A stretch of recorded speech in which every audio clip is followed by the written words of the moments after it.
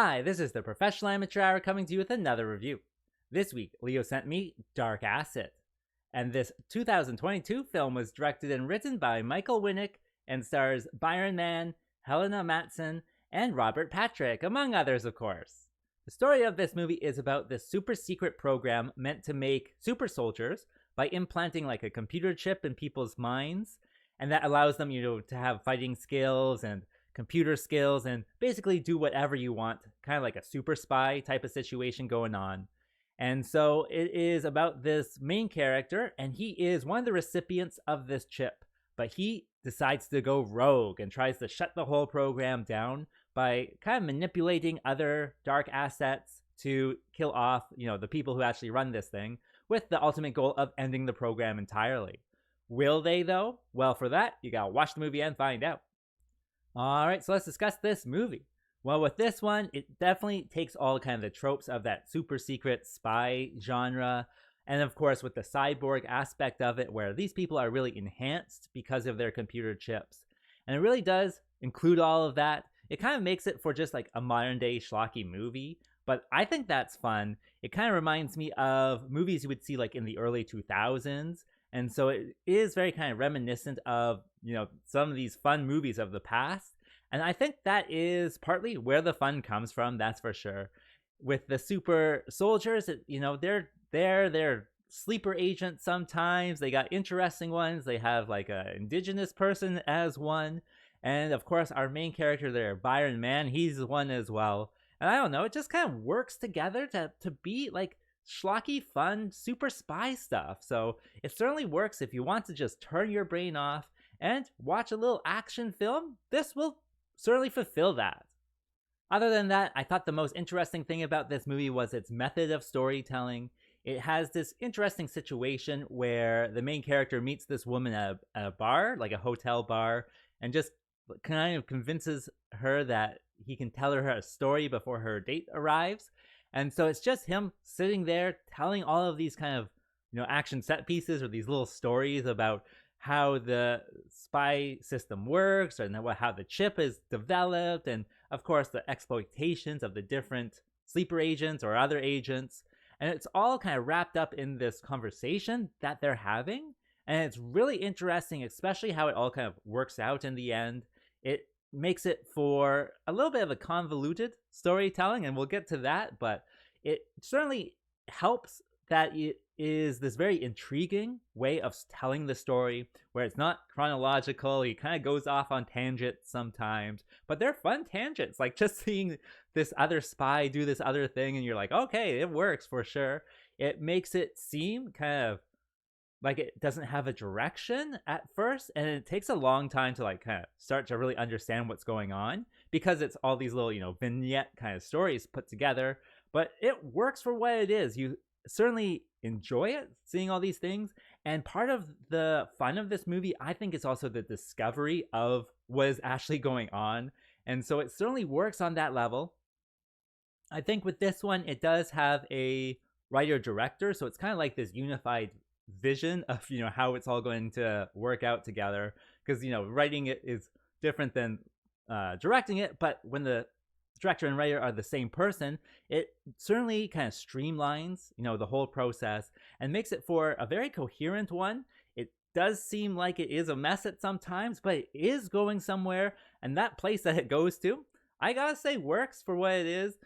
And it's just kind of fun storytelling. You do have to think about it as well, trying to figure out what it is. So like I said, just discovering the story itself is quite a bit of fun.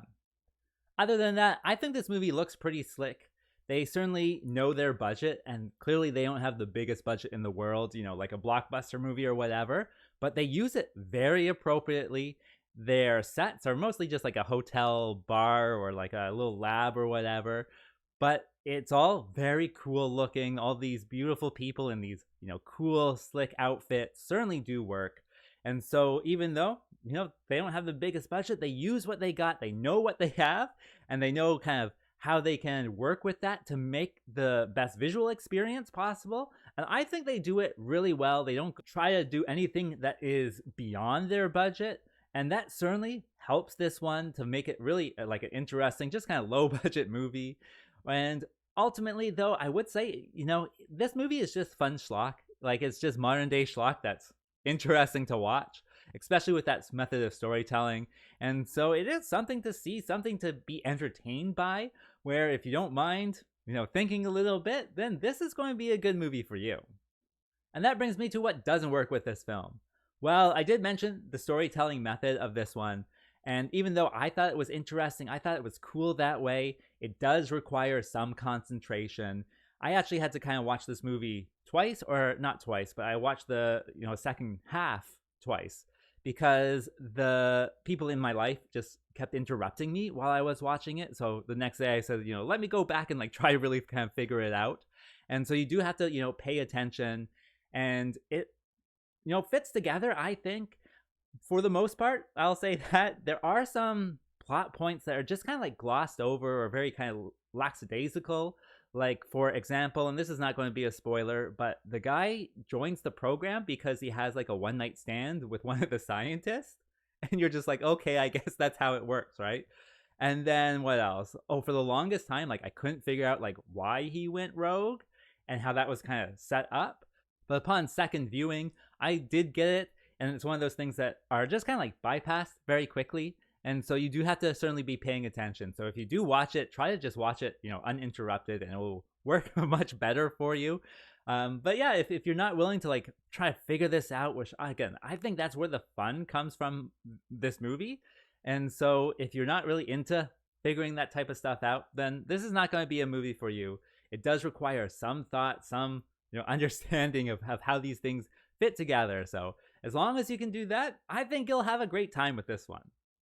Other than that, well, of course, it's, just a B movie, schlocky movie. So don't expect too much from it. The action scenes aren't the best I've ever seen. The CGI is not the best I've ever seen. I think there's one part where like a guy like falls through a window or something. It's clearly like a CGI glass break. And I don't know, the acting is fine. It's not the best, but it's certainly not the worst. So when it comes down to it, it is this entertaining, fun movie. You can't take it too seriously. And so if that sounds like, something you can do, it's certainly a great time waster, I would say. And I would actually say it's better than just a time waster, because it actually makes you think about some of these things. Like afterwards, I was kind of still putting it together for like the next half hour. So certainly works on a variety of different levels. So I thought this one was pretty good.